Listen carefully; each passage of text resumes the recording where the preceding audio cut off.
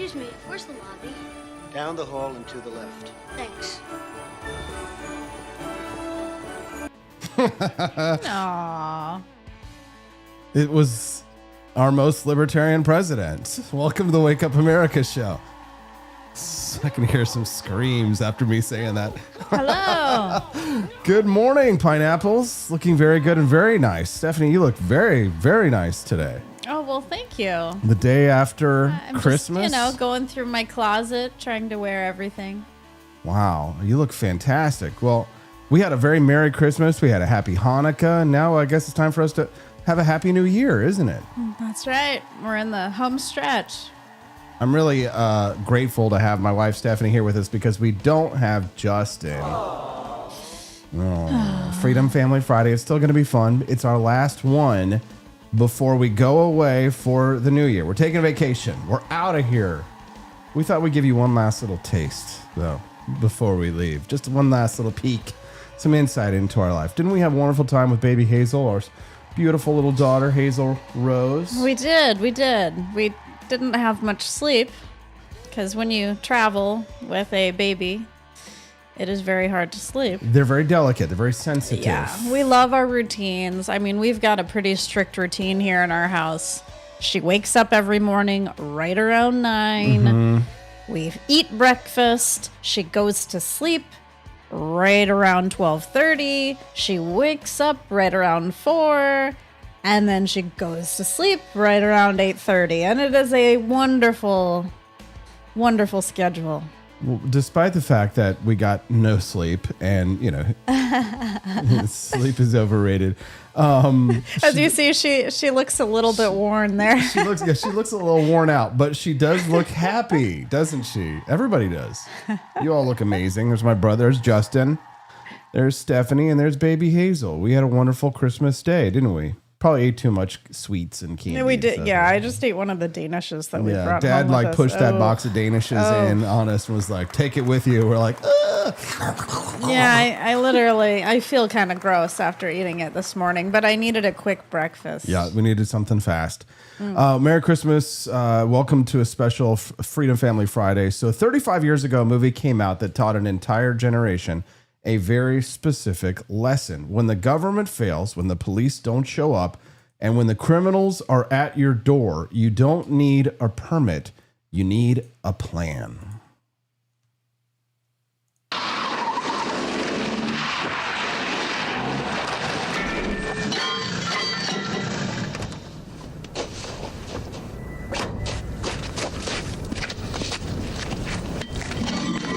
Okay, so not gonna lie, we have one of those guys at our farm. How you kids doing? Oh my gosh. Good. A lot of action around here today, huh?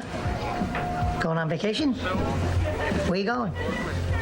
You hear me or what? Paying $122 for all those pizzas. That's a lot of pizzas for $122. Yeah. If you get 2 large pizzas nowadays, well, if you get a special deal, you can get them for like $29.99. Yeah, $122. So let's pull that up again. Let's see how many pizzas we have. How many large pizzas? 1, 2, 3, 4, 5. Like maybe 6 or 7 pizzas.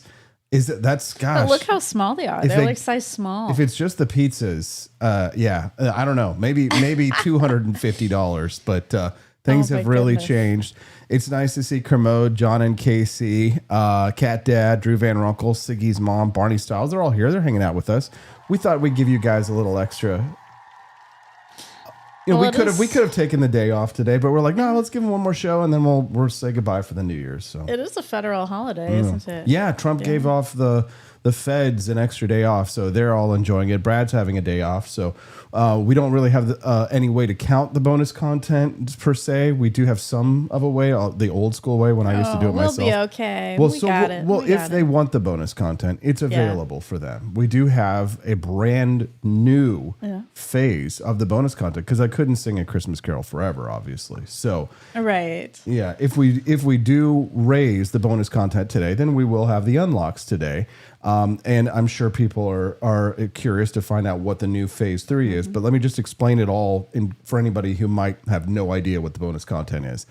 If we raise a certain amount of money on each show, then that unlocks bonus content phases 1, 2, and 3. Phase 1 is if we raise $100, either in Rumble Rants or in purchases made during the show in the live shop, then $100 will unlock our mini documentary that we play instead of commercials, which is usually a really good 5-minute like mini documentary that's in a Lego theme. It's a lot of fun. That's $100. $150 unlocks the Great Grift Off, Liberty Loot Live. So if you guys want to play a game, compete at home for prizes on your phones, then that's $150 when we hit that phase 2. But phase 3, the new phase 3 is a show and tell game. So you get to know something special. I bring an object out onto the show and we have a show and tell, and I tell you the story about why this object is important to me.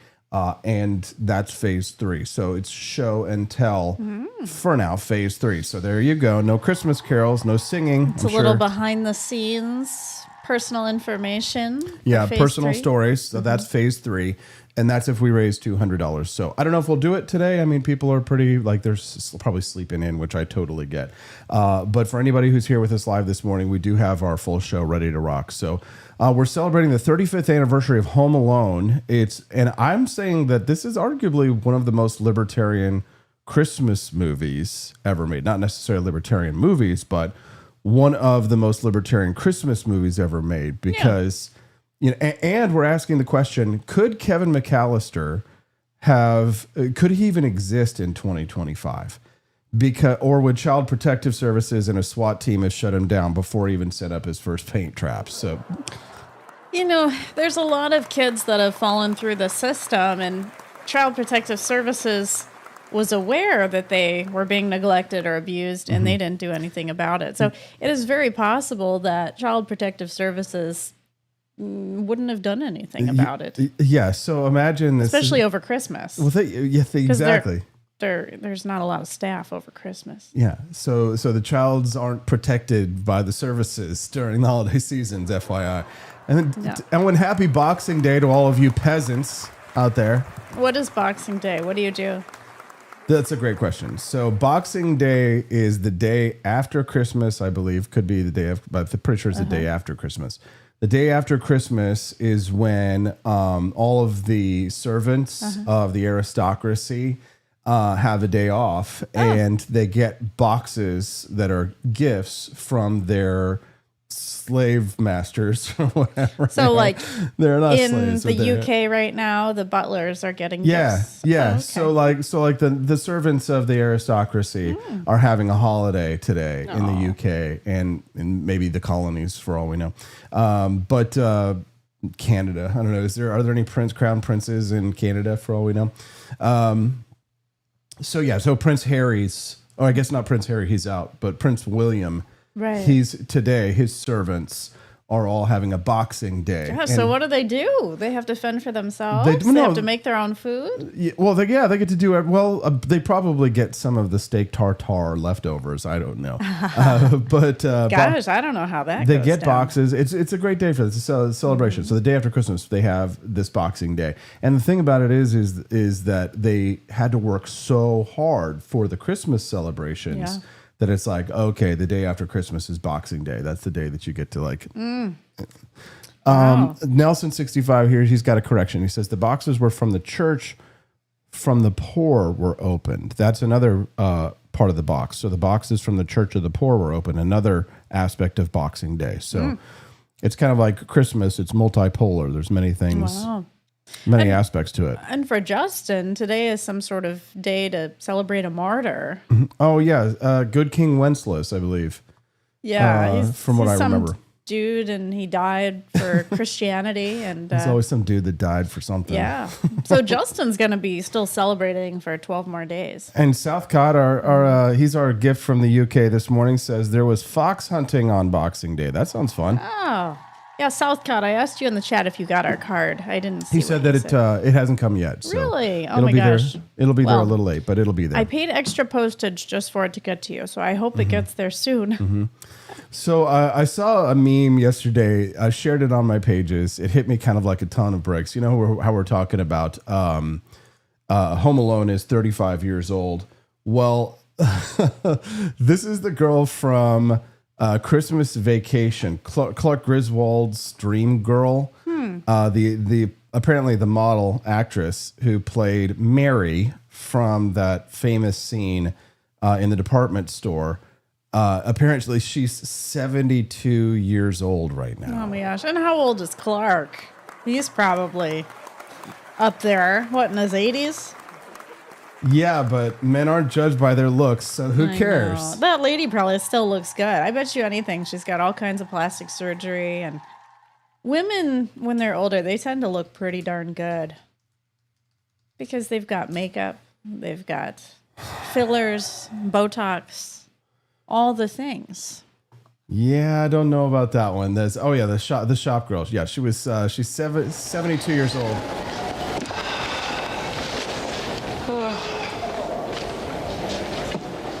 I was just smiling. I was just browsing. For your wife or your girlfriend? What? What happened? Woof. I guess wouldn't be any. Wouldn't be the Christmas shopping season if the stores were any less hotter than they are. Wait, she was It 17? is warm in here. No. You have your coat on. Yes. Oh, do I? How did that happen? Because it's cold out. Yes. It is. It's a bit nipply out. I mean, nippy Oh, out. boy. What did I say? Nipple? There is a nip in the air, though. Can I take something out for you?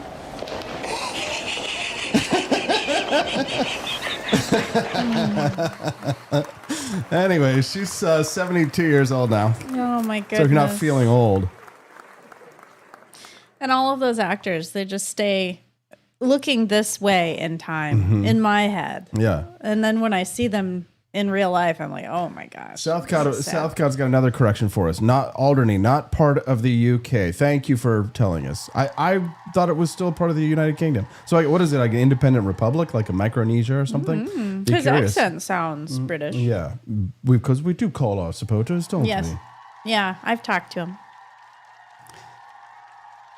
So Home Alone was released in November of 1990. So this is the 35th year that this is dominated. It stayed number one at the box office for 12 consecutive weeks, Home Alone. And that's impossible today with the streaming era. For it to have that much of a success, it is part of a bygone era.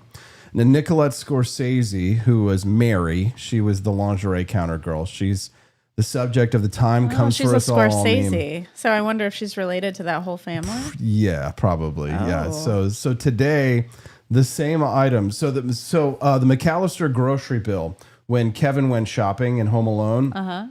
Oh, let's see if we go Kevin shopping.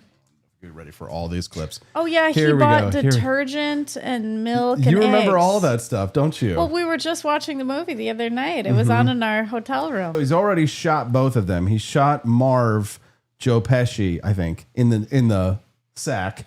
Oh, he did. Yeah, Okay. because they were standing at the back door and he pulled his air gun out and shot him in the. Oh, it's an air gun. It's not real. It's a BB gun. Oh, okay. So he shoots him with the BB gun, and then Marv or Harry or whatever sticks his head through the doggy door to look and see, and Kevin's pointing the gun directly at his face and shoots him right between the eyes with his gun. So, Okay. So is Kevin McCallister the ultimate libertarian hero, Yeah, or I just would a say neglected so. kid? If he were really a libertarian hero, he would be using a gun, a real gun, and he'd probably kill those people. Yeah, it's a good point. Good point. Blowing their head off, right? Because that's America. But as a child, the guns are probably locked up in a safe somewhere. Yeah. So he may not have access. So here's a question now. Could this have existed in this time period in 2026? Could this situation have happened where you don't have your child, you get on a flight, you miscount your children, you get on a flight and you go all the way to Paris, France, thinking that you have all of your kids with you and your whole family, right? Because the whole premise is that they're separated. He's home alone and Right. now they can't get home. Well, here's the thing. What if you could just get on Messenger or the family chat? Kevin would just log on to Facebook Yeah. and send the family chat a messenger and be like, I'm fine, things are good. Yeah. Or there's robbers trying to come in the home and the police would have arrived maybe. Well, and even back then, he could have messaged his grandparents or cousins or anybody who lived in the area and been like, I'm alone. Can I stay with you? Can you come get me? Right. Right. We still had telephones. And what was this? Was this the 80s or the 90s? This would have been the 90s. So this has been Okay. like 1990. Oh, 1990. Okay. Because Yeah. I was going to say, like, the internet was starting to become something. So he could have gotten on America Online, soon enough. Yeah. But And this been was like, I'm here. no. So like this would have been like the year that all of the newbies would have started getting like the computers with modems Yeah. in their homes. If it were like 97, 98, he definitely could have gotten on America Online and messaged some of his friends. Because at that point, we definitely had access to that. Right. He could have gotten on if it was 2025, Home Alone couldn't be made. We needed like a lack of communication to exist for the premise of the film to happen. So nowadays, Unless the power was off, the grid was down, unless it was like an apocalypse situation. yeah. Here's another mind-blowing age stats on this one. The mom gap. So Macaulay Culkin is now 45 years old. When his mother, Catherine O'Hara, played his mom, she was only 36. So Kevin McCallister is currently older than his own mother when she left him. He's got a good life now. He's with this girl who used to be on the Disney Channel. I forget her name, but they have a child now, and they look really happy because they were both child stars, so they probably understand what it was like. And I don't think Macaulay Culkin, went the wrong way. I think he's on the right path. Oh, he is compared to most other kid actors. I'm glad that you brought that up because I actually pulled up the picture. I've got the picture of him over the years. You can see here he is, age 10. Then at age 31, that's when a lot of people were really concerned about him because. So he did have issues. Oh probably yeah, during he that had time. some serious issues. Yeah. Age 31, you can see him here. And then the age 36, right? Seems like he's starting to pull it back together. And then now look at him at age 45. Honestly, he looks fantastic. He looks better than he did at 31, honestly. Yeah. Aw, he's so happy now. Yeah. And now look at this one. I like this one too. You can see here from, it was 1990. And then here she is. She's 36 and 10. Now he's older than she was. Look at her at 71. Honestly, she looks fantastic, doesn't she? She does. She almost looks better than she did back then. Almost. Yeah. Plastic surgery is beautiful, isn't it? Welcome to the Wake Up America show. I'm Austin Peterson. It's Freedom Family Friday. That's my smoking hot redheaded libertarian wife, Steffi. We're just having fun today. We're giving you one more show before the new year. Did anybody get any Founding Fathers coffee or Founding Flavors coffee yesterday or anything from the shop? Yeah, I'd be Anybody curious. open up any gifts from our shop? We were just picturing it in our head. We're like, I bet people are opening up the Hide Trump shirts right now. Yeah, we sold so much stuff before Christmas. We were like, oh man. And we were also checking the fulfillment. We were like, okay, let's see, make sure everybody got their presents. Did they make it in time for Christmas? Some people, they did order past the holiday deadline, but they still wanted their gifts by Christmas. And a few of them actually did make it by Christmas. Not all of them. We didn't promise that they would, but And if you didn't get what you wanted over Christmas, then you can order what you want with the money that you got from your family and friends. yeah, don't forget to visit forlibertyshop.com if you're running low. My dad was running low on coffee, but thankfully I showed up with some Martha's Mint in hand yesterday. I wasn't going to let the family run low. So check out too. We've got some instant coffee. Someone had asked for instant coffee. Maybe it was Laissez Fairbra. I don't know if he's here today. But they were asking for instant coffee and K-Cups, and now we have both. Yes. So make sure that you visit forlibertyshop.com. Get your K-Cups and your instant coffee. And if you want to unlock the bonus content today, it is available to you. All 3 levels. Okay? Okay. So the old man, you remember the scary neighbor with the shovel from the movie Old Man? Your family sprints through O'Hare Airport straight to the gate without showing ID, taking off shoes, or going through a body scanner. Does everybody remember that? Do we all remember this was pre 9/11, guys? I think you still had to show ID to get on a plane, didn't you? You did have to show an ID at probably when you checked in. Oh my But God. after that, I mean, I remember going to the gate with my family members. Yes. You got to wave to everybody and say goodbye. Yeah, you got to go into the airport with them, walk around. You could go into the area, the waiting area, and sit with your family. and do all kinds of things that you cannot do anymore. If you're not gonna, go on an airplane, you probably, are only going to get so far into most airports these days. Gosh. So if 9/11 never happened, I wonder if we'd still be able to do that. If we'd still be able to go in the airport and hang out with them. So much would have been different if 9/11 had national defense and national security. They have to weigh all that threat, that potential threat, against all the other potential threats that they have, right? And what's more likely, somebody blowing up a bus or somebody flying a plane into a building? Probably more likely the former rather than the latter. So, but 9/11 changed everything.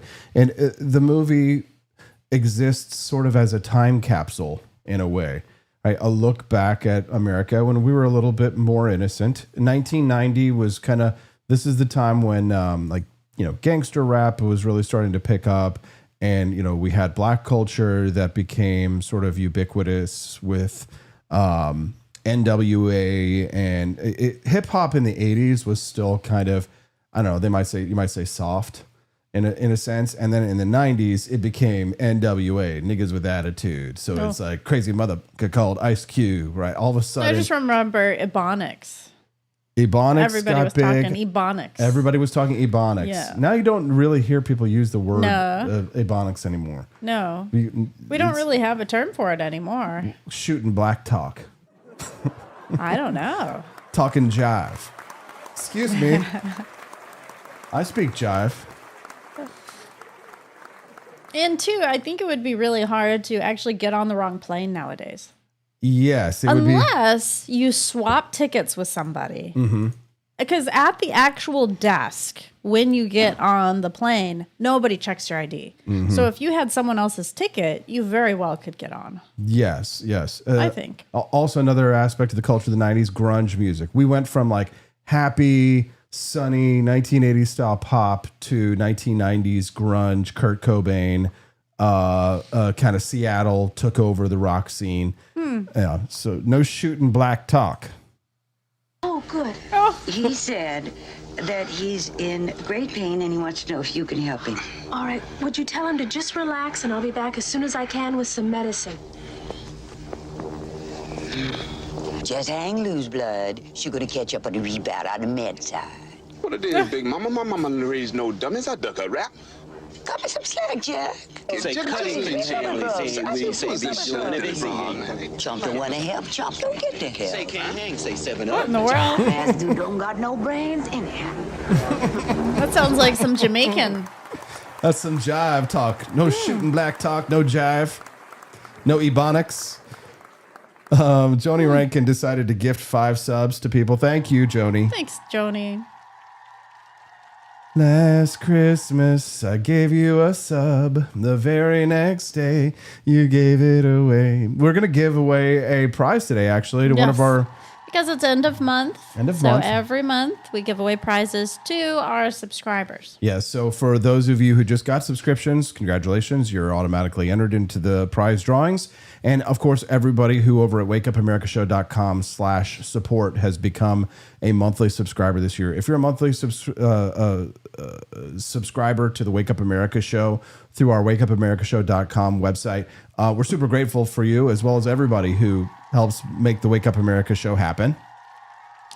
Thank you, everybody. We appreciate you very much, and you're all entered to win. We're going to give away a prize at the end of the show today, so make sure you stick around till 9 a.m. We're having a great time today, just goofing around. Last show before the end of the year. Talking about whatever we want. So yeah, it feels weird. I feel like the Christmas season has seemed long to me. Really? Yeah. Really? That's interesting. I kind of felt like it snuck up on me to some extent. Really? Yeah. Why? Yeah, I don't know. Maybe it's because we have a child and because we just like work so much. And I've been planning, gifts for Hazel for months now. Like I made her wish list probably months ago. So maybe that's why I feel like it's just been so long. And we did get many items on her wish list, including the potties. We did. Yes, her little practice potty above the toilet. So Yep. So we're going to try and get her post Christmas, we're going to try and get her potty trained. So we can just like do it, be like super parents and get it done early. She got so many things yesterday that I think she was almost overwhelmed in a way. Mm-hmm. Yeah, she was. She was definitely overstimulated during the opening of the gifts yesterday. So I saved one of her gifts. It's a dollhouse. And I'm like, I'll just probably give it to her on another occasion because it's like she's just got so much right now. Mm-hmm. Just like, even little babies or just your brother, Justin, he got her toys from like the 1990s, 1980s. Mm-hmm. He's into like the vintage toys. So now she's got, I don't know if you guys remember, but it's like the circular thing that has different animals on it. And then you pull the string and then it goes around and then it makes like, like different animal noises or woof, woof, woof, woof, dog. And so it teaches a kid about the animals and the noises that they make. And then he got her a little, I don't know, it's like a vintage record player and it's got like little records. These are all Fisher-Price toys from long ago. So very cool. Kids nowadays don't really have that kind of stuff. Very true. Ever since the Home Alone movie came out, so a lot of people have speculated about what Peter McCallister, Kevin's dad, did for a living, because the real house that they modeled this after, one of the interesting things too about this movie is all the stunts where the guys are falling down the stairs or whatever, they're getting where they're getting knocked in, in the head and flying backwards. Mm-hmm. That of the no CGI, right? So all of those stunts that are going on are actually happening, right? So that's why it's still funny 35 years later, because you can feel the impact. When those guys go back, falling back, they're getting pulled. Those are all practical effects because in 1990, everything wasn't consumed by CGI. Now it would. I really think that we're going to come to a point where we're going to get tired of AI. Mm-hmm. We're going to get tired of CGI, and we're going to want to go back again. Mm-hmm. I think there's going to be some sort of trend that's going to happen in the movie industry where there's going to be movies that are just... real stuntmen, real everything, and that's going to be the allure. Mm-hmm, mm-hmm. And people will be like, wow, I got to see this. Like, there's nothing real anymore. Mm-hmm. What movie is that? I think it was Angels with Filthy Souls. Oh, yeah. I saw something on the video about angels. Okay. Angels with Filthy Souls. And that's where your filthy animal probably came from. Merry Christmas, you filthy animal, and a Happy New Year. So Die Hard is based on that movie. No. Because Die Hard said you filthy animal, and that movie, that old movie, the Angels movie said you filthy animal too. So they came first. Mm-mm. They came first, yeah. And they had a Tommy gun, which Die Hard also had a Tommy gun, right? Yeah. Similarities. Interesting. Hold on, here we go. And you were smooching with my brother. That's a dirty, rotten lie, Johnny. Don't give me that. You've been smooching with everybody. Snuffy, Al, Leo, Little Mo with the gimpy leg, Cheeks, Boney Bob, Cliff. I could go on forever, baby. You got me all wrong. All right. I believe you. But my Tommy gun don't. Johnny, you're the only duck in my pond. Get down on your knees and tell me you love me. Baby, I'm over the moon for you. You gotta do better than that. If my love was an ocean, Lindy'd have to take 2 airplanes to get across it. Maybe I'm off my hinges, but I believe you. That's why I'm gonna let you go. I'm gonna give you to the count of 3 to get your lousy, lying, low-down, 4-flushing carcass out my door. She's rampant. 1, 2. Oh.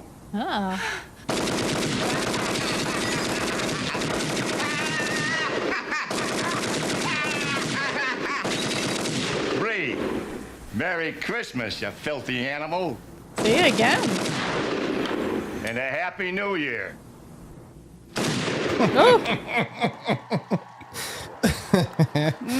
So, Mighty Megatron says, by the way, AP, everybody gives me props on my Die Hard. Now I have a machine gun ho ho ho sweatshirt. You're welcome. Oh, yes. You're welcome. I designed that myself. Yeah, that was a good one. Yeah, thank you. People do love that one, and I'm glad that you enjoy it. We've got a lot. We've also got the Merry Christmas, You Filthy Animal sweatshirts over there. You might get one now and then just save it for next year because... It's funny because while we were, going to your family's house for Christmas, I was like, you know what? I really wish I had like a Thomas Jefferson with a Christmas hat sweater with like a cute little we're gonna make some of that. We'll make some of that early for next year. I'm already imagining the things I want to wear for next Christmas. So don't be surprised if there's some, random designs that come out after the holiday season. Yeah. So that movie doesn't exist that we watched. Oh, it doesn't? No, Angels with Filthy Souls, right? Keep the change, you filthy animal. Okay. So it was filmed specifically for Home Alone on a soundstage. The title is the parody of the real 1938 movie Angels with Dirty Faces. So that's okay. So that's why he said you filthy animal. So I'm assuming Die Hard came before this movie. They're probably copying Die Hard. Yeah. So I don't know. I got to look that up. Yeah, you should look it up. Here we go. Did Angels. Die Hard come before Home Alone? Show the world what he's made of. And tell him not to be afraid and go out laughing. And what do you want? I'm not going to let them down. That's what it was. That's what I want you to do. I want you to let them down. Die Hard came out in 1998. Or, I mean, 1988. As packed with drama and danger as the squalid streets of some native quarter. In the heart of this melting pot of crime stands an oasis, where one man struggles against the forces that turn his loved ones to lives of violence and shame. Into this atmosphere walks the most ruthless character you have ever seen on the screen. A killer returning to the slums that nurtured him and to the man who, strangely enough, had been his boyhood comrade. From the meeting of this strange pair evolves the most devastating blast of drama to hit the screen since Public Enemy, Angels with Dirty Faces. Morning, gentlemen. Nice day for murder. Where's Frazier? Where's that $100 grand? Think we're going to pay off, huh? Certainly. If I don't get that dough in 3 minutes, Frazier's going to be splashed all over the best hideout in town. I'm going to use your case as a crowbar to pry open and uncover this cesspool. I'm going to force the law, corrupt or not, to indict and prosecute and bring to light of day this entire filthy mess. The Dead End Kids. So that was it. Angels with Dirty Faces. That's what, Okay. Yes. So, also, who could forget the Polka King from Home Alone, John Candy? Oh, yeah, John Candy. He died of a heart attack, I think. He did. Polka King, John Candy. For all of us who could remember, Polka, Polka, Polka. The season of perpetual hope. Ma'am, And I don't care if I have to get out on your runway and hitchhike. If it costs me everything I own. If I have to sell my soul to the devil himself.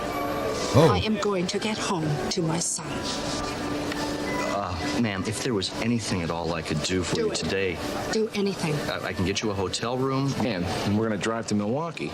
Polka, polka. You thought she would recognize it. He just goes on and on. So funny. Aww. So the interesting thing about John Candy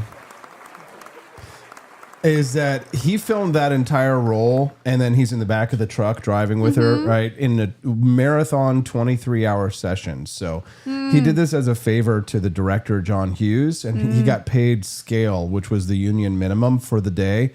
So he got paid $414 for that role. Gosh. It was all just a favor, right? Aww. So, yeah. Gosh, what a nice favor. Yeah. So while the rich McCallisters are panicked and helpless, the working class polka band who traveled in the rented U-Haul van or whatever, they're the ones who actually get home. It's Main Street saving the elites. Huh. There we go. Yeah, because the people who don't have a lot of money, they have to have street smarts.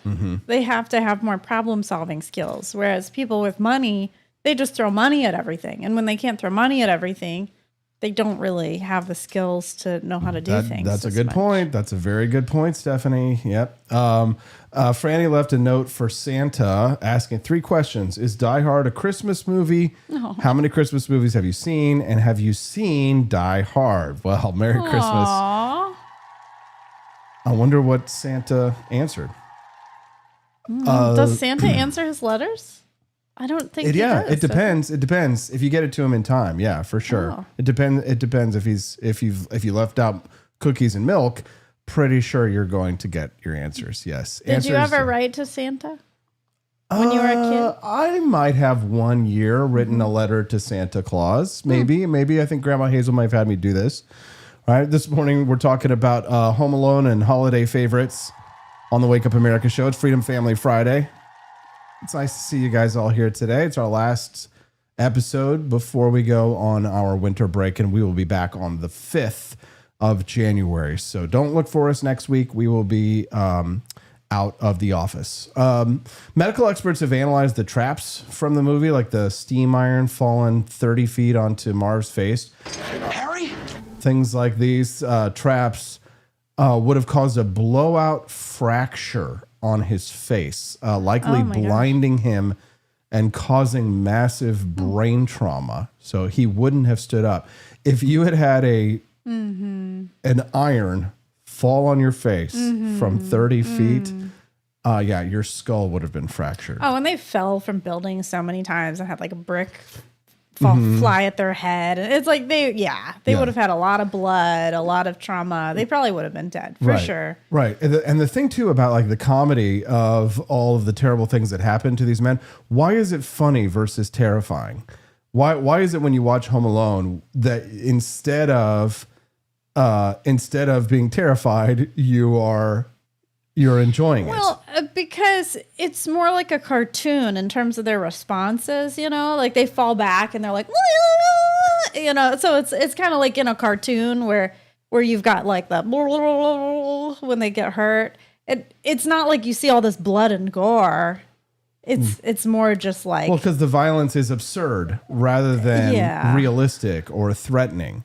He would not be standing up after that would have happened, right? I wonder if anybody else has ever tried this when an intruder came in their home, if they had like an iron waiting for them and just tried some of these different techniques. There's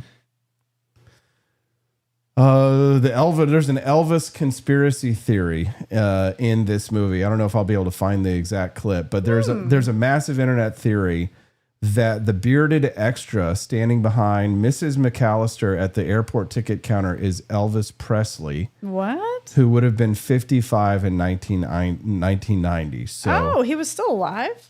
I didn't know he was still alive. No, he was not still alive. But he's like he would have been. So okay, here it is. Here's the scene. Oh, that guy. So this is the conspiracy theory. This is that Elvis, the king of rock, is still alive in 1990 in this universe. So the extra looks like an older Elvis and does a specific head tilt that Elvis was known for. Oh. Right. So this is kind of the tinfoil hat moment of the movie, right? So did Elvis fake his death just to be an extra in a Macaulay Culkin movie? Wow. Yeah. So when you watch, I wonder how many people have pretended to die but just went in the witness protection program. Yeah. Probably a lot of people. You know how much you love learning about like method acting and what actors do behind the scenes and the different things that they do. Yes. So Joe Pesci actually wanted Macaulay Culkin to be afraid of him for this movie. So he avoided Kevin on the set. He wouldn't talk to him. He didn't want him to like him and to have like a friendly relationship. Aww. So in the scene where the bandits hang Kevin on the coat hook, Joe Pesci says, "I'm going to bite all your fingers off." Yeah. He actually bit Macaulay Culkin, and Macaulay still has a scar from his fingers being bitten that day on that set. I mean, there's something weird about that. We were just watching Cobra Kai. That Cobra Kai guy, what's his name? He bit somebody, or he allegedly bit somebody in Cobra Kai. Remember? We were watching Martin Kreese. And it was like this whole like weird thing. Yeah. It was a strange story. Oh, wow. You would think biting somebody on set would be some violation. Yeah, you would think. Yeah, but this is the scene. Okay, so they hang him up on there and he's like, "I'm gonna do exactly what he did to." There you go. Hiya, pal. We outsmarted you this time. Get over here.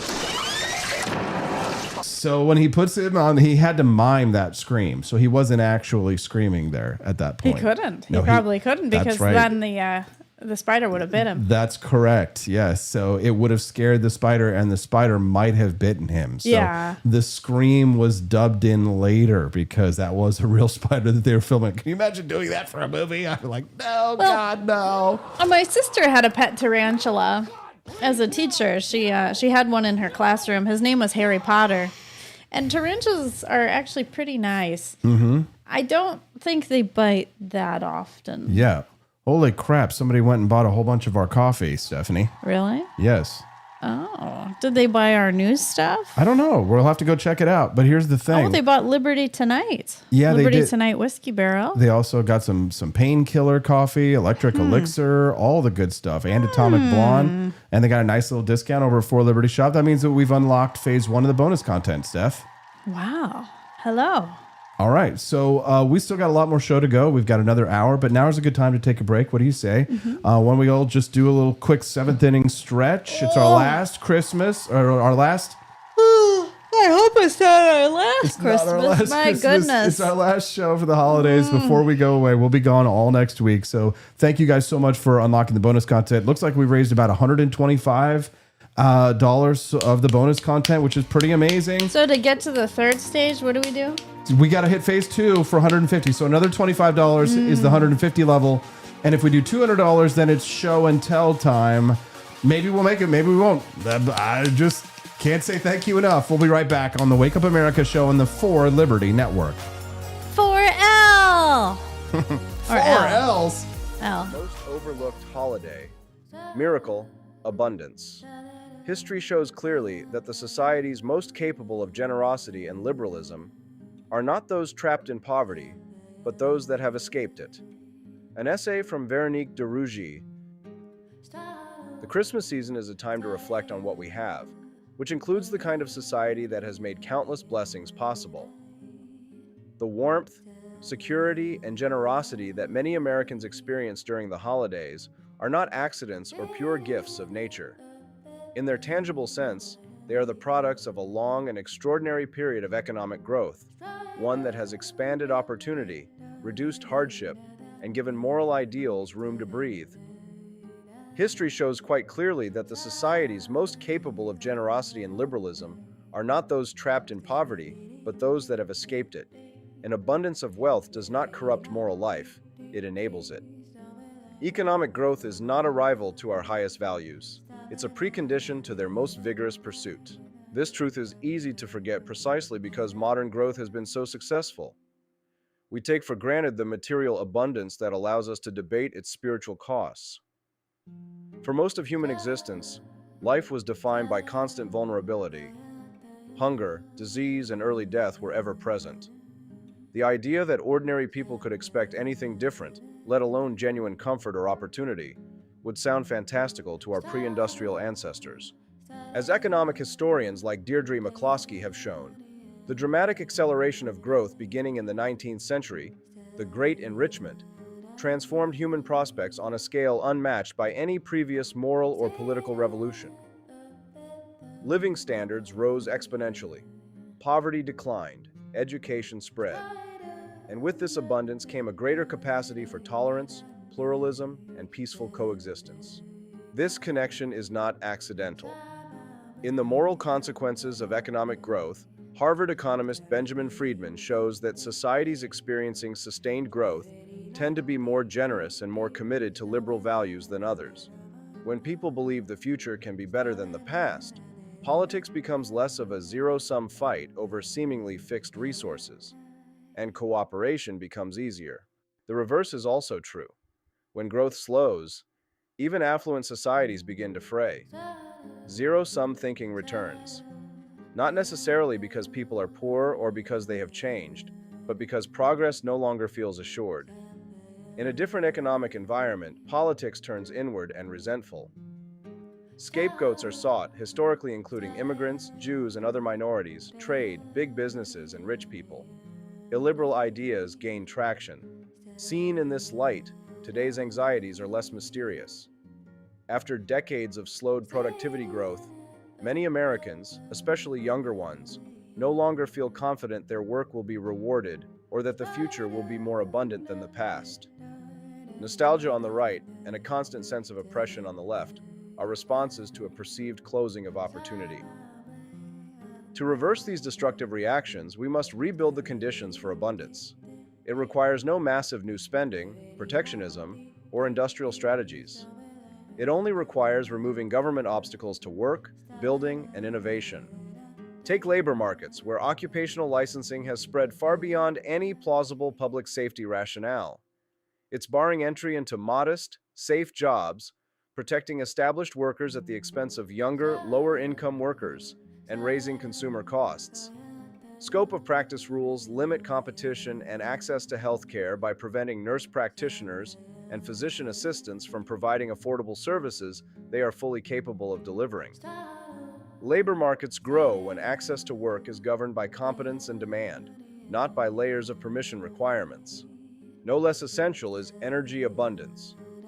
Modern economies run on energy, yet the United States increasingly constrains supply through permitting delays and regulatory uncertainty. Cheap, reliable energy, whether from fossil fuels, nuclear, or renewables, is a prerequisite for housing, manufacturing, transportation, and medical care. Regulatory sclerosis afflicts housing and infrastructure in other ways. We generously subsidize buying while relentlessly constraining supply, guaranteeing higher prices and rising frustrations. Zoning rules and endless permitting requirements have turned productive cities into closed clubs, locking out families and workers who could thrive there. Trade policy, too, has moved in the wrong direction. Tariffs, effectively taxes on consumers and input costs for producers, have hit us hard during the last 3 presidential administrations. They raise prices, create uncertainty, and slow growth. Across these areas, the pattern is the same. So is the answer. Freeing supply would create tremendous growth. Consider this my Christmas wish. As an economist, this holiday season reminds me that generosity requires capacity. Not just money, but time. It's easier to help the vulnerable and sustain a pluralistic society when the economy is expanding rather than stagnating. Growth, in short, makes us more capable of being good to one another. Among the most important gifts we can pass on is a society that is confident enough in its future to be generous in the present.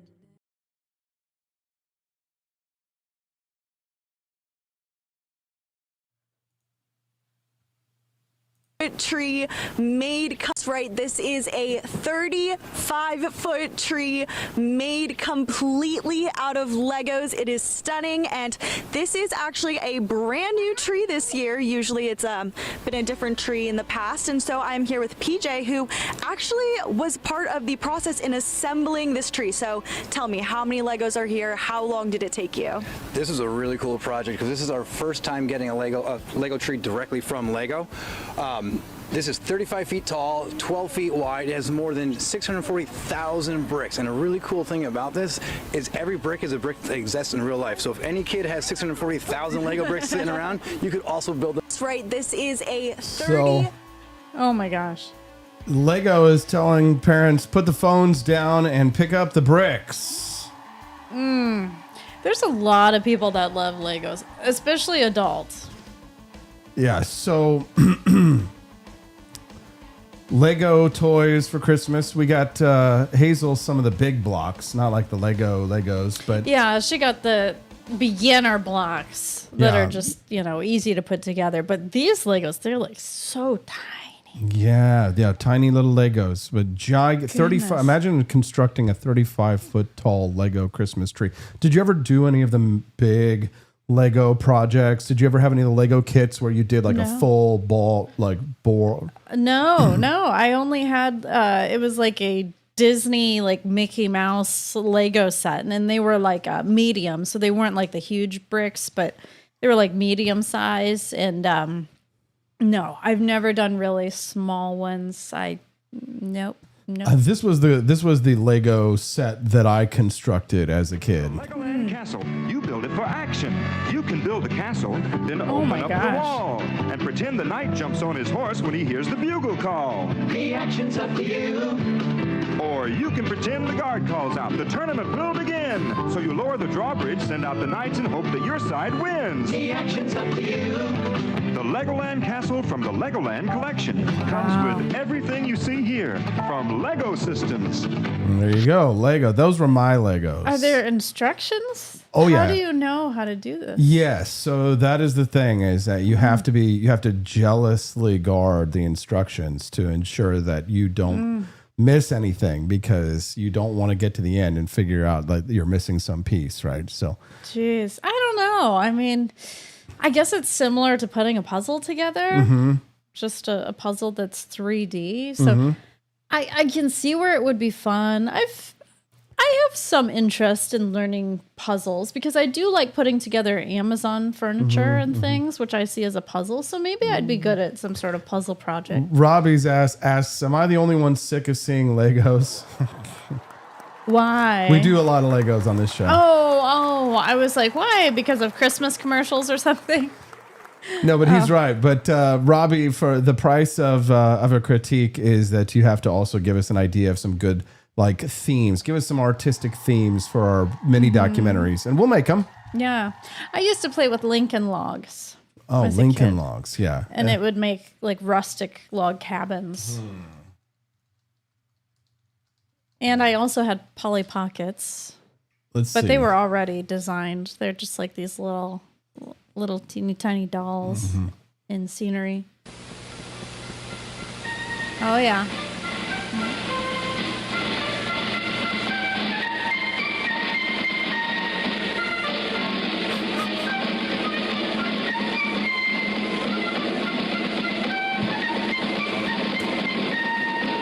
Lincoln logs are just as much fun today as they were when you played with them, and they're still made of wood. Lincoln Logs from Play School, a Milton Bradley company. Yeah. A Milton Bradley company. Oh yeah. Lincoln Logs That from was good Play stuff. School. And then you just like picture yourself inside of a beautiful log cabin. Yeah. It feels like commercials from the 70s and before were for the adults, for the ones who are buying them for their kids. Yeah. But in the 80s and 90s, commercials started being, they were targeted more towards us. Because that commercial, for example, is like, they're still as fun. You know, they're selling it to the parents who are buying it, right? They're still as fun as when you played it. But in the 80s and 90s, it was like, gack! And like, Right. super Everything was coming out soakers. at you with these Yeah. bright colors and it Yes. was very interactive. Whereas those children were just like quietly playing on the floor to patriotic music. Yes. Yeah. Yeah. Exactly. Exactly. Yeah. What's the matter, Bobby? Sometimes a regular squirt gun just won't do. Introducing the Super Soaker 50. I'm back. Just a powerful air pressure system, and you can soak someone up to 50 feet away. Sorry, sis. Oh my God. Super Soaker 50 from Laramie. You'll be wet. Also available, the Super Soaker 100 and the Super Soaker 30. Oh. See, and that's how they got us, man. They said, like, wait a minute. They had bundle packages. Yeah, with they had all of bundles. The small ones and the big ones. Yeah. I'm sure you had Super Soakers. Oh my God. Well, no. Here's the thing. The first year that the Super Soakers came out, it was like a rich kid thing to have them before anybody else. If you had one at the pool, if you had a Super Soaker, I mean, you were a menace at the pool. You could just destroy kids. But then the second and third year they came out, after they became the sensations that they were, then everybody had them. And of course, all the million knockoffs came out. And they even did like a sort of inappropriate one where it was an 80s like slime soaker, right? It was like a slime gun or something like that, which was kind of inappropriate. But like it looked like something was coming out. It's slime gun soaker. Oh boy. I had pop guns. Or cap guns. Oh, I'm sorry, cap guns. Oozinator. It was a little questionable, right? Hold on. What do you call the new water and ooze blasting oozinator? Oozinator? Oh God. Oh. Oh yeah. Oozinator blaster from Super Soaker. Super Soaker, dude. Oh my, an oozinator. Oh, that like what was that liquid? It was some like weird, like clear, milky liquid thing going on. Hold on, it's just very questionable. Oh, look how he pumps it up. Just something. Like, hold on, wait. Oh, they should redo this and have like really hot women models being like, oh, Yeah, right. But the fact that it's little boys, I mean, like, you gotta know, like, there's something like pervos are watching that and just like enjoying it too much. Oh, yeah. That was Jeffrey Epstein's favorite Yeah, the commercial in the pedos. 1980s. Oh my goodness. I'm surprised, like on the Chris Hansen shows, they weren't like, "Oh, I was just coming over to play with the Usinator." Oh, man, I just... Well, the reason why I bring these commercials up and these old toys is because these were what the kids call IRL, right? In real life. Legos are the kind of things that you pick up and play. Because everything's gotten so fake, right? AI slop is ubiquitous. Coca-Cola did their ads in AI. Now, Justin was actually kind of blown away yesterday at Christmas when I played my new favorite, like, holiday Christmas AI slop videos, which I thought were really fun. But it's kind of like, this is like the adult version of the reggae cats that we do for Hazel. So yeah, this makes you feel nostalgic. It makes you want to be there. I mean, maybe some people don't want to be there, but there's just something magical about like a Christmas village where it just looks so beautiful and perfect and life is amazing. Yes. Nobody falls, nobody gets hurt. So this is all AI, and it's all AI music. But yesterday at Christmas, after Dad stopped grabbing the remote out of my hands for putting on holiday stuff. Well, it was so funny. Hazel got a new music player, and he's like, "Turn that off. Turn that music off. I want to enjoy my Christmas." Yeah, he wanted Christmas music only. Yeah, he does. He can be a little cranky sometimes. But yesterday, after he was done controlling the remote, we put on. I put this up on the big screen TV, and Justin just loved it. Right? Because I mean, the music is good. You know, it's vaguely Christmassy, and it's kind of and Dad kind of tolerated it because it had a 1950s vibe. Oh, he likes anything 1950s. Absolutely. Right, and it's kind of retro. You know, for us. And who could deny beautiful 1950s women? Exactly. With large, you know what? Yeah, kind of Fallout style, right? Yes. Retro with. Yeah, and so I put this up on the TV, and Justin just loved every second of it. So some of it is. I mean, it's sloppy. If you watch it, some of the weird stuff happens where, like, women will do full 360 turns and their head will stay in the same place, like The Exorcist. Oh, so it's kind of creepy.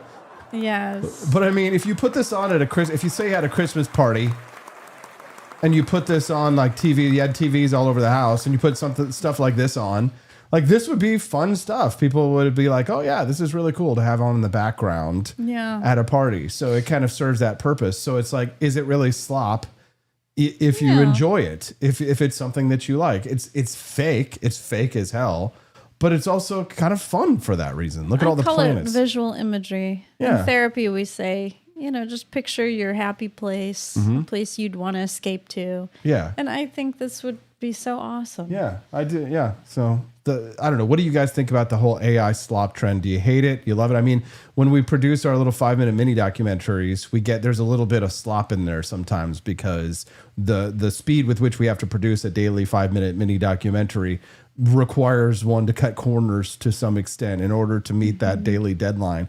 People have said, Austin, well, would you record your audio for the videos? And I'm like, I would, but sometimes like I'm so pressed for time putting the show together that I literally produce that bonus content like 5 minutes before the show goes live.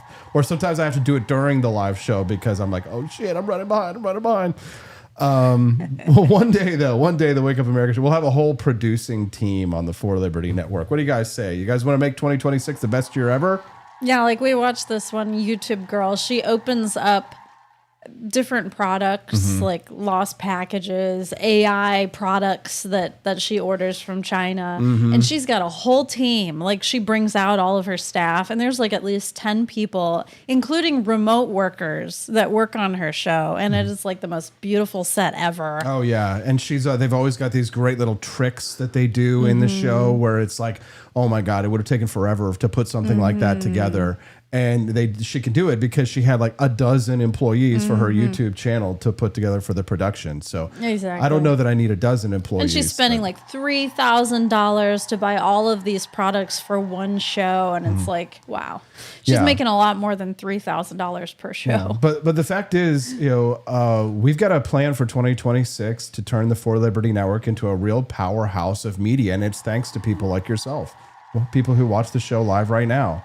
That's right. Right. We're hitting the ground running after we get back from vacation. Yeah, I saw a really funny Instagram meme that showed Austin Powers, Dr. Evil from Austin Powers, where he's like, "In the best part of this plan, no one can stop me." And business owners in 2026.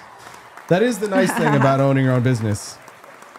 We sat down and we put together a nice hour-long meeting with our For Liberty Network official crew. We sat down with Brad and with Colton, Stephanie, and I, and we put together our priorities and just kind of got everything put together in our minds of what it is that we have to accomplish in 2026. And for a sneak preview for those of you who like to hang out with us, even during the holidays and during this live show, we're putting together a mini Liberty tour to Boston starting in a week and a half.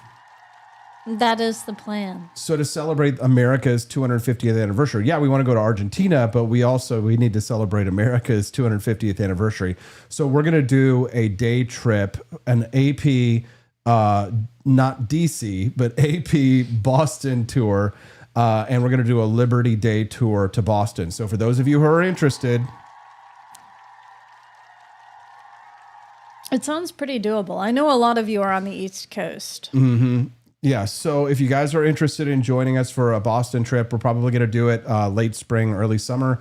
So keep an eye out for that. We'll make that announcement very soon and get your tickets because there will be a limited amount of people who will be able to go on this with us just because it takes a lot for us to manage these tours. We do them ourselves. This will be our second one. This year we went to DC. So we had the AP DC Liberty Tour, which was a huge hit and terrific fun for people with families. And we'll do the same. We're going to offer the same deal where kids will be free. So adults, of course, will. And if you are a subscriber and you want to use your discounts, of course, you guys will get your discounts just like you did last time. So we will be doing an AP Boston trip. So we've got a lot of exciting things coming up for 2026. That's not all. We got all kinds of things planned, don't we, Stephanie?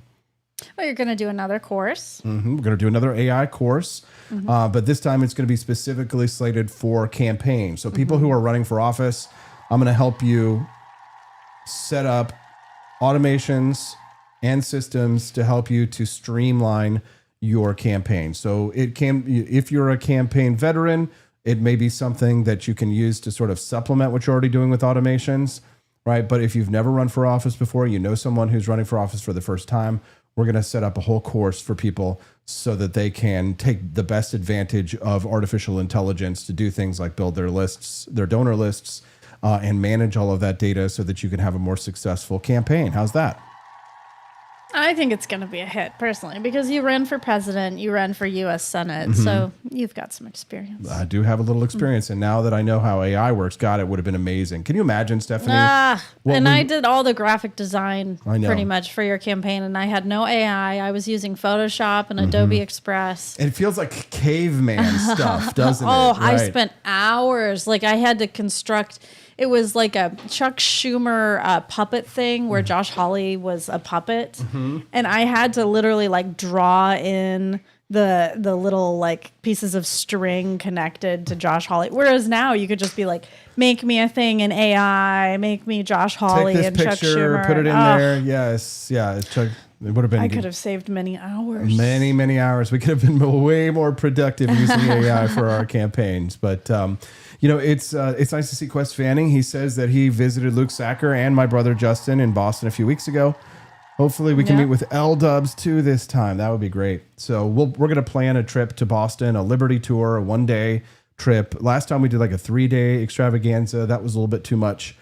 So this time we're going to do a one-day special Liberty tour to Boston to celebrate America's 250th anniversary in the cradle of the American Revolution. Boston. That's right. We've raised $130 towards the bonus content today. Fantastic. That means that if we raise another $20, Stephanie, we play the game show Liberty Loot Live and the Great Grift Off unlocks. And we'll all compete for prizes. But we are going to give away a prize free to somebody today. Anybody who's a monthly subscriber. So people like Camellia all the way down. Oh, hi, Camellia.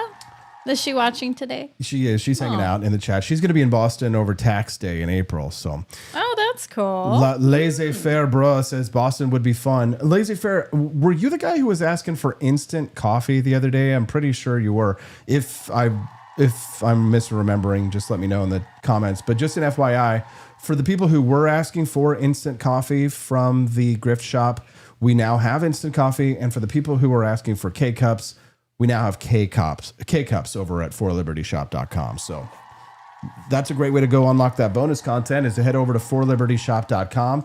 Check out all of our delicious founding flavors coffees while you're there. The K-Cups are now available, and they're in new flavors that you haven't tried before. So when you go to forlibertyshop.com and you visit the coffee page, you can see we've got Knox's Continental Kick, which celebrates the artillerymen that actually moved the cannons to Boston to bombard the British at Boston Harbor and to drive the British out of Boston. There's a little historical fact there. That's so interesting. See, I didn't know this. Yeah, so Knox's Continental Kick, our brand new K-Cup line, which you can get for $21.99 delivered. Knox's Continental Kick celebrates the artillerymen who actually drove the British out of Boston Harbor. And there's another K-Cup too. Just type in K-Cup to the in the search. K-Cup. K-Cup. Uh-huh. Okay, there we go. There's another one. Oh, yeah, Mason's Morning Brew, which I believe is just right down here. So Mason's Morning Brew K-Cups. So George Mason, that's George Washington's hunting buddy. You can see at forlibertyshop.com while you're there. Check it out. You can see we've got like the 3D representation that you can grab and you can drag around here. So you can grab it. Here we go. And we've got the little stories about the founding fathers on the back right there. So you get your description of your coffee, but you also get a little bit of bonus information on George Mason and who he was. That was who George Washington went hunting with. I didn't know this guy either. Yeah, the name George Mason after university was where a lot of libertarians come out of in Arlington, Virginia, where I used to actually live right across the street from the campus. So all of our latest product drops, of course, always available at forlibertyshop.com on there's the that instant front page. Yeah. So right when there. you exactly Minuteman's. So Down there. yeah, I'm clicking on it. Minuteman's Morning Call Instant Coffee. There it is. Yeah. It's a medium roast. Comes in a tube. A tube. Available at forlibertyshop.com for whenever you need coffee in a minute. There's Minuteman's Morning Call. There you go. I like that. There was actually one time when we did need instant coffee. We were like at an Airbnb. I forget. Yeah. With like some of your friends. Yeah. And we were like, we have no coffee. And then we had to like go and buy instant coffee. Yeah. Well, we won't have that problem this year when we go on vacation. I'm bringing my founding flavors and we'll bring our little K-Cup thing in right there. So. My nickname in bed, Minuteman, says. Oh my gosh. Oh my gosh. That's a funny one. I like that. That's a good, well, actually, that wouldn't be a good pickup line because women would be like turned off by that, I suppose. It depends on how old she is. When they get a little older, they're kind of like, can we just get it over with? Yeah. If it's like some sort of busy housewife that really doesn't care. Yeah. If she's really not into it. Yeah. We've got another half an hour left on the Wake Up America show. We're talking about AI slop. Sloppy. You like it real sloppy, don't you? So I've got this great video up. If you're curious about what the title is, it's 2 hours of retro sci-fi Christmas songs, Atomic Age Christmas at a snowy ski resort. Look at that Santa Claus. He's got his 1950s style helicopter-ish reindeer thing. We had a foggy Christmas. Speaking of, we needed Rudolph the Red-Nosed Reindeer yesterday because we were driving home in Kansas City and it was a foggy Christmas day. Gee, mini Christmas. Look at the melons on Donna. Yeah, your sister asked your dad. I heard her. She's like, Dad, Did women show their boobs like that in the 50s? Did they show their boobs like He that? said no. Yes, they did. They did. If you had the Well, right I guess friend. he wasn't looking. If you had the right wasn't looking friends, at 'em. sure he wasn't. Yeah, no. Sure he wasn't. Sure. Camellia says instant coffee is great for recipes and adding to hot chocolate or chai. There you go.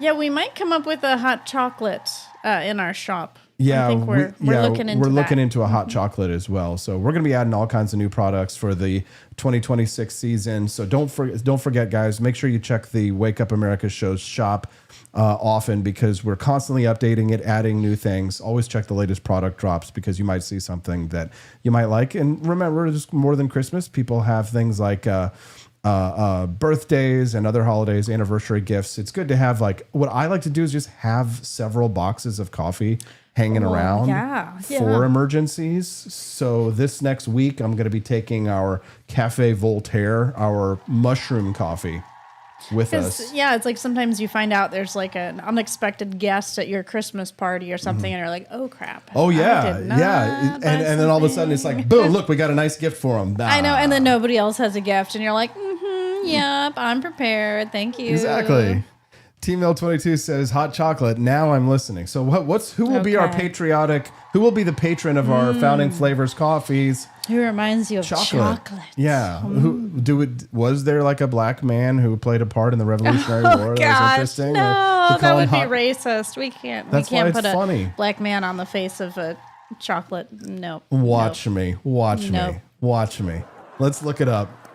We should put a very white man, white cisgender, maybe a woman. We need to put a woman on there. No, what a black woman. We'll put Aunt Jemima. Thomas Jefferson's love slave. Oh no, not Sally Hemings. Oh goodness. Sally Hemings hot chocolate. Oh Yes! God. Oh Yes! God.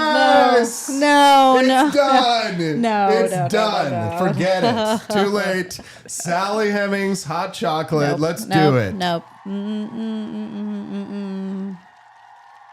Okay, maybe not, but maybe a black man. James Armistead Lafayette. So one of the most critical intelligence assets of the entire American Revolution was an enslaved man from Virginia named James Armistead. He volunteered to spy for the Marquis de Lafayette in 1781 and successfully infiltrated the British camp by posing as a runaway slave seeking freedom. Oh gosh. He became a double agent, feeding the British false information while sending accurate reports on British troop movements back to the Americans. His intelligence was vital in allowing George Washington and Lafayette to trap the British at Yorktown, the battle that effectively won the war. He was not immediately freed after the war because he was a spy, not a soldier. However, the Marquis de Lafayette personally intervened and petitioned for his freedom, which was granted in 1787. In gratitude, James adopted the surname Lafayette. Cool. Well, we just have to look up which founding father liked chocolate. There. No, we just need to count them based on the color of their skin. Peter Salem was a formerly enslaved man who became a Minuteman and a hero at the Battle of Bunker Hill. So during the battle, John Pitcairn, the British major, was leading a charge of the American redoubt, demanding surrender. Salem is credited with firing the shot that killed Major Pitcairn at his critical moment. His actions were recorded by eyewitnesses, and he's believed to be the black soldier depicted in John Trumbull's famous painting, The Death of General Warren at the Battle of Bunker's Hill. That's a good one. Well, we'll just give him a coffee. So George Washington, Thomas Jefferson, and Benjamin Franklin were all fond of chocolate. Chocolate was popular in 18th century America as a hot, bitter beverage rather than a solid sweet. So it was like hot chocolate, I guess you could say. Well, it was hot chocolate, but it was bitter. They didn't have sugar. It was like dark chocolate. It was like cacao nibs. Yeah. Well, it's like when you, my dad used to use chocolate beans for mulch at some of the projects that we would work at when I was a young man. So when we would get these big bags full of chocolate beans, that day we were spreading them out as mulch, and the whole place smelled like chocolate. Yum. So everywhere smelled like chocolate. But the thing is that when you taste it, the bean husk, it does not taste like chocolate. It tastes like shit, honestly. But it will curb that craving because it will give you whatever you're wanting in that chocolate.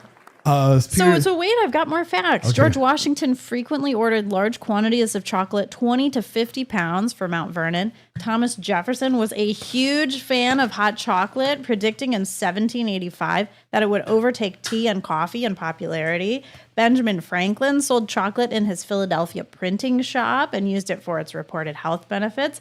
And John Jay, known to take chocolate with him when traveling. There we go. We've got lots of characters for our hot chocolate that are not black men. Peter Thank the Great. you. Peter the Great says we should do a Sally Hemings chocolate swirl. Oh my gosh.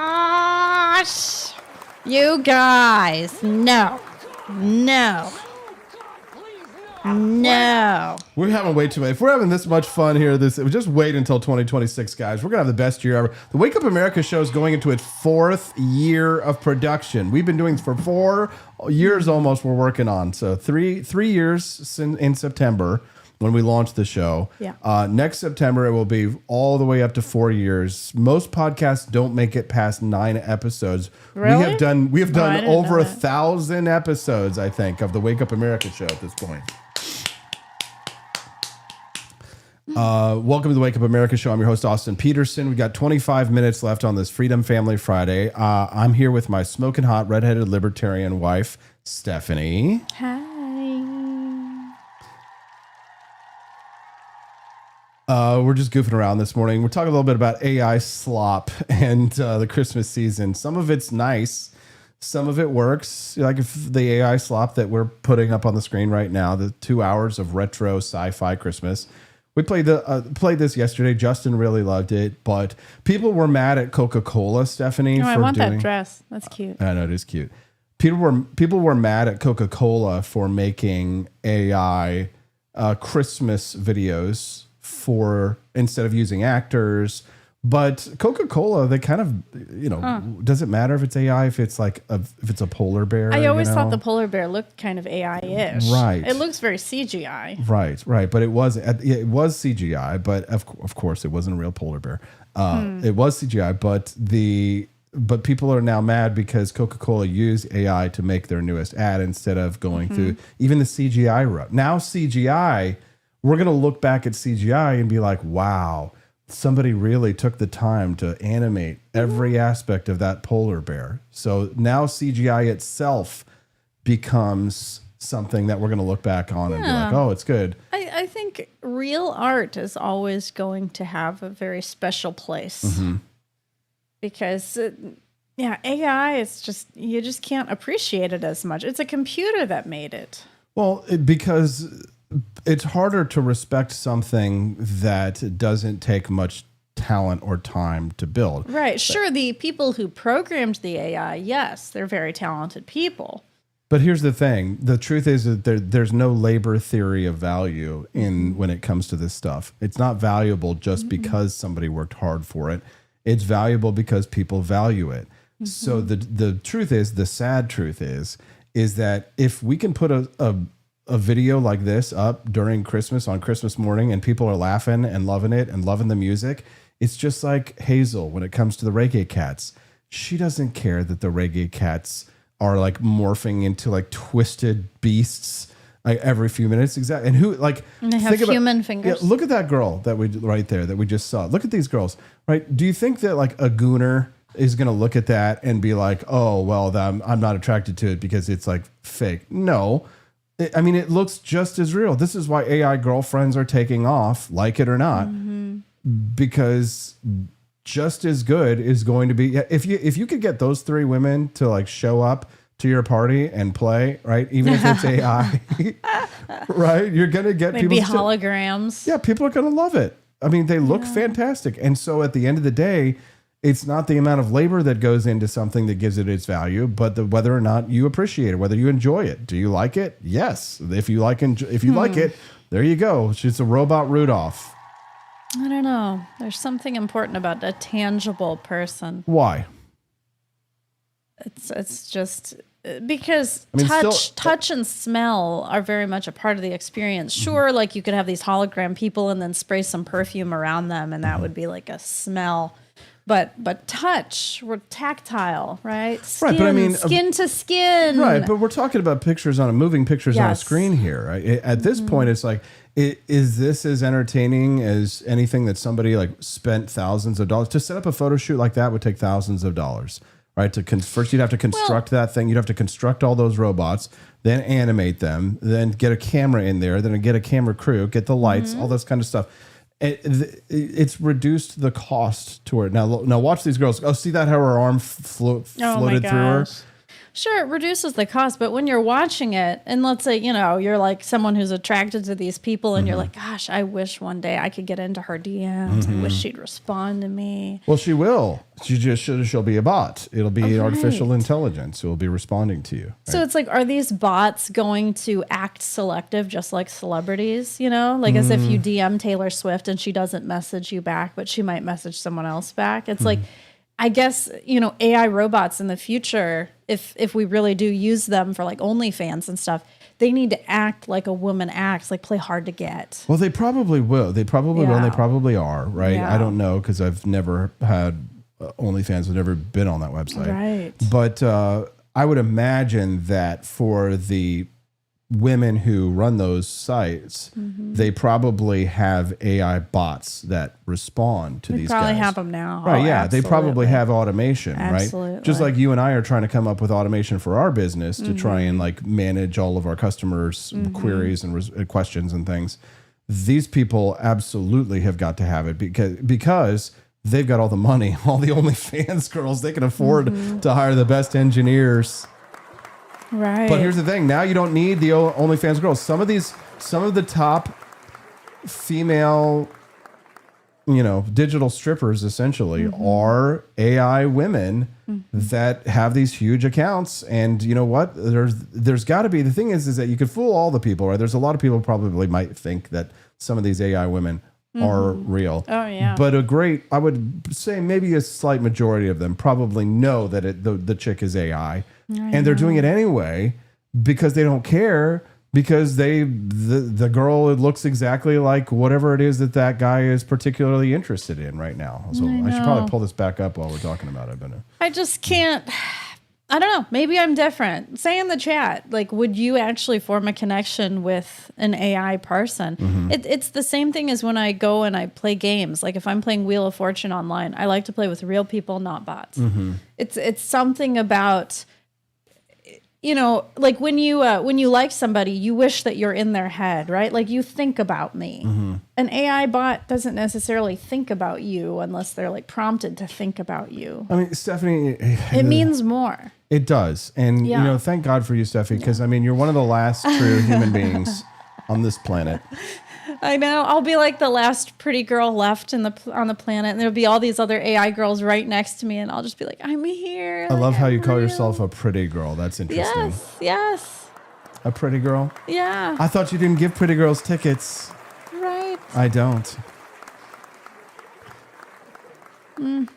They farm this stuff out to India. Yeah, a lot of the AI companion stuff is like a dude. Right, and he's like Bubs and Vagine, like he has to learn how to talk like what did you say? Well, he'd be like Bubs and Vagine. He'd have to learn how to talk like a real American woman. Open Bobs. Or I guess he could pretend he's like a Russian woman and have like terrible English, right? Because nobody cares. If you're hot but you have broken English, that's fine. Digital pimping, people are talking about here. Do you think Alexa users refer to Alex as her or it? Grant, I have no idea. Unless the person is sitting in front of you, you have no idea what's AI and what's not. Amen. And even when they're sitting in front of you, you have to check for a bulge. Yeah. Yeah.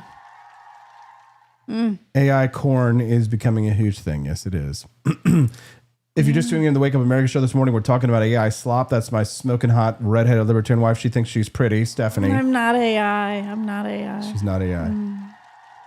That's funny too, because AI, you could have a live performer, somebody doing what it is that we're doing right here, and there probably are going to be AI like live streaming podcasting stars that are going to come out that'll be way bigger than we'll ever be. But I mean, in some sense, as long as we stay true to ourselves and produce something that the market wants, then we'll still be relevant. We'll still be live streaming the Wake Up America show.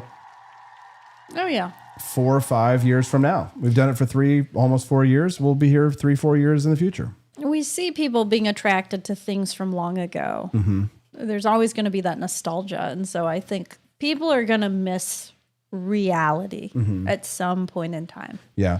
It's so like influencer marketing and the kind of like business that we run in some sense is like out of vogue or out of fashion on the right now, just because people have gotten tired of all the slop podcasters, the people who are like the grifters and things like that. It was very saturated for some time. And now I think all the people are getting weeded out. Now it's like, we're still here. Yeah. And a lot of people are leaving. Yeah, because the tide comes in and sweeps a bunch of people on, and then the tide goes out and it brings a lot of people back out with it. But we're still here because the resilience that we've built up is embodied by the audience that we've built. And the size of our audience is relatively small compared to a lot of people in this space. But yet we punch above our weight because the people who are part of our community are intensely dedicated to our success. And it's what makes it so that we'll be here next year. We'll be here the year after that, and the year after that, and the year after that. And we just can't say thank you enough, you guys, for all you've done for us this year. So time now at the end of the show for our New Year's resolutions. It's already the end. Oh, yes. Oh my gosh. It's 8:45 a.m. Central Time. So we want to hear from you guys this morning. We'd love to hear from Stephanie as well. Think about your New Year's resolution. You can have your personal New Year's resolution. Oh my gosh. And you can have your New Year's in Liberty. So what are we going to do to advance liberty in 2026? My New Year in Liberty. I'm going to be more out there like I was before I had a kid. Like you'll see more videos from me. That's the plan. Just more like if you buy like things from the shop, you might see some more videos from me, some more messages from me. I hope to be more active on social media. So just more out there, more front and center, because I think as I've been raising Hazel in this first year, I kind of got into mommy mode where, I became a bit of a hermit while I was, consumed with all of the household duties and everything. So now that I can breathe a little bit, I think I'll try to be more of a motivated patriot. So Steffi kind of steps up into sort of handling our VIPs for the network, people who are our bigger contributors. Yes. To help with relations. So she'll be a little bit more of a face of the For Liberty Network as we go forward. And so that's her New Year's resolution, to advance the liberty of the For Liberty Network. Yeah. Because it's like I had my heyday. I remember when I had my YouTube channel. This was when you were running for office. So I would say my heyday was like 2017, 2018. Yep. That's when I was like really big. So I hope to bring that back. Yep. So for me, for the network, my New Year's resolution is to continue to build our parallel economy and to double the size of the For Liberty Network. So that means all of our metrics, everything that we have going on, we're going to try and double it. Really, my whole plan is to septuple the size of our network financially, to grow the For Liberty Network so that we can create more jobs for libertarians. We can produce more content that's not AI slop, that's good quality, liberty, pro-American, pro-liberty content. And so that's professionally what I want to accomplish. Personally, I want to get it in even better shape. We've taken some good steps in 2026. I've now got a really strong muscular base, but I like beer and I like tacos. So I need to lose like 10, 15 pounds, I feel like, which I think I can do. So that's a New Year's resolution. Let's add a little bit, let's add some more muscle and we'll lose a little bit of fat. How's that? Yeah, for me, my body is I weigh less than I did even before Hazel. I almost am the size I was in high school, which is kind of crazy. So for my body, I'd say just maintain, keep it going. Don't eat too many of these Danishes. I think we need to give them to somebody else. This starts on January 1st, so we still got a week of fun. I know. We're taking them with us. I know. One of the resolutions I've been thinking about is this concept of being anti-fragile, right? And part of like growing the financial base of the network is important because it makes us less fragile, right, to cancellation, right? When we don't have financial challenges, when we're not as concerned about, what's, next month are we going to be able to do this, right? But because we've been working so hard to build up like our monthly subscriber base, and one of you lucky winners is going to win a prize here in just a minute if you're a part of the subscriber base. But making us anti-fragile, so when the subscriber base is built up, we know exactly what we're making each month, or typically, and that makes us a little less fragile. I'm going to continue to hit the weights personally, right? I want to look the man who raises my stake in the eye, and expand. I want to, the legacy media is expanding, right? Evil is on the march. We were talking about this the other day. Was it yesterday, Steffi, that evil triumphs when good men do nothing? We're going to stand up to evil in 2026. I don't remember that quote, but it sounds wonderful. I think it was you and me and Justin were having this conversation. We were talking about the evil in the world. Yeah, it was Justin when he was in the van on the way to Kansas City. We had picked him up. We were talking about what happens when we sit back and just let evil men rule the earth. When there's no counter, when there's no challenge to the evil in the world. So in 2026, I resolved to counter evil. Amen. Derek Mollier donated $10, says, for the 6-pack, beer or abs, your choice, AP. Thank you, Derek. It'll help pay for our YMCA membership. Thank you. Thank you very much. Yes, we appreciate that very much, Derek. So expect to hear more from Stephanie herself in 2026.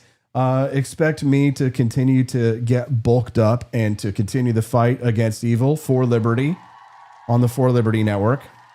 Yeah, it's weird. I used to be a very goal-driven person where I'd be like, I'm going to volunteer at this place and I'm going to, do that. But once you're a mom, it's like your goal is just to like raise a healthy, successcul family, keep the house together, keep the money coming in. Be emotionally available. They're very basic goals. I'm not going to make these like extravagant goals, at least for right now.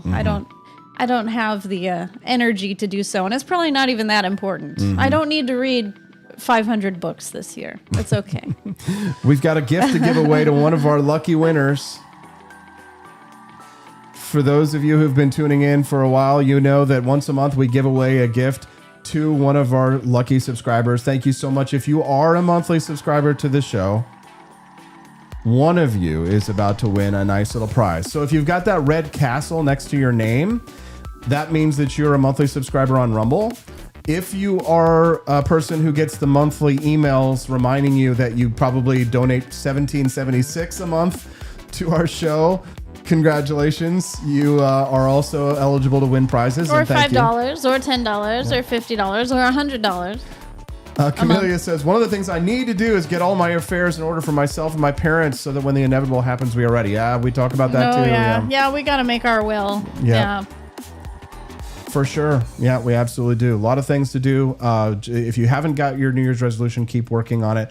But as for now, let's give Derek Mollier a round of applause. He wins from the For Liberty shop a Smokin' George coin that will be sent directly to you, Derek. How do you get your Smokin' George coin from the Liberty shop? All you've got to do is send us a text, Derek, to 573-319-1586. That's 573-319-1586. We're going to send you your Smokin' George coin just for being a subscriber to the community. It'll come right out of our hands. We'll have touched it. You're going to get a special note from me. And Atomic Ray, this guy, we don't know who he is. Ray, who are you? He gifted a sub. Really? Yeah, Ray, you got to introduce yourself to us, pal. Atomic Ray, isn't that woman that's a break dancer? No, that's like Ray Gun from Australia. Yeah. Okay. I thought Ray Gun was here in the chat with us. No. Hello, break dancer friend. No, you're thinking Ray Gun from Australia. Didn't that happen this year? Did that happen this year? Or was it last year? I don't know. All I know is, God. yeah, ray gun. No, you're thinking of different guy. Atomic Ray over there in the chat, not Ray Gun. Oh boy. The terrible Australian breakdancer. Hey, Atomic Ray, we don't know who you are, bud. We'd love to meet you and give you a call. Send us a text, Atomic Ray. Let us know who you are. 573-319-1586. We want to get you in the Cool Kids Club. Congratulations, Derek Mollier. We'll send you your gift before we leave for our break. We're gone after this episode, so we'll see you after next week. January 5th is when we'll be back. Yeah, you'll be back on Monday, January 5th. Yep. All right, love you guys. Thanks so much for everything. We'll see you see you next year on the Wake Up America show on the 4 Liberty Network. Be free.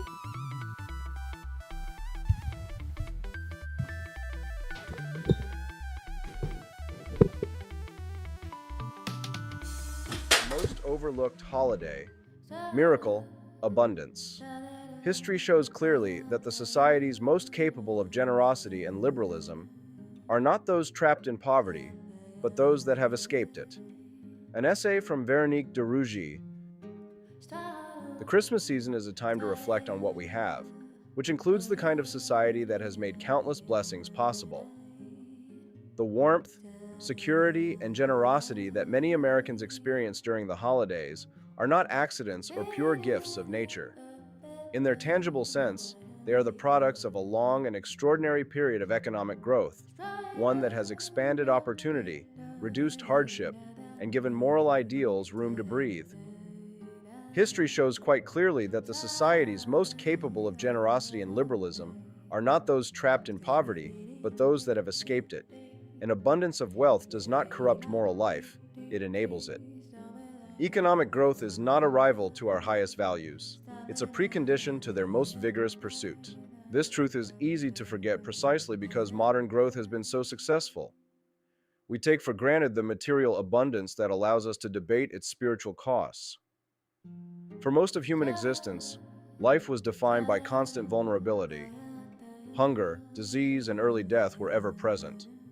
The idea that ordinary people could expect anything different, let alone genuine comfort or opportunity, would sound fantastical to our pre-industrial ancestors. As economic historians like Deirdre McCallister have shown, the dramatic acceleration of growth beginning in the 19th century, the Great Enrichment, transformed human prospects on a scale unmatched by any previous moral or political revolution. Living standards rose exponentially, poverty declined, education spread, and with this abundance came a greater capacity for tolerance, pluralism, and peaceful coexistence. This connection is not accidental. In The Moral Consequences of Economic Growth, Harvard economist Benjamin Friedman shows that societies experiencing sustained growth tend to be more generous and more committed to liberal values than others. When people believe the future can be better than the past, politics becomes less of a zero-sum fight over seemingly fixed resources, and cooperation becomes easier. The reverse is also true. When growth slows, even affluent societies begin to fray. Zero-sum thinking returns. Not necessarily because people are poor or because they have changed, but because progress no longer feels assured. In a different economic environment, politics turns inward and resentful. Scapegoats are sought, historically including immigrants, Jews, and other minorities, trade, big businesses, and rich people. Illiberal ideas gain traction. Seen in this light, today's anxieties are less mysterious. After decades of slowed productivity growth, many Americans, especially younger ones, no longer feel confident their work will be rewarded or that the future will be more abundant than the past. Nostalgia on the right and a constant sense of oppression on the left are responses to a perceived closing of opportunity. To reverse these destructive reactions, we must rebuild the conditions for abundance. It requires no massive new spending, protectionism, or industrial strategies. It only requires removing government obstacles to work, building, and innovation.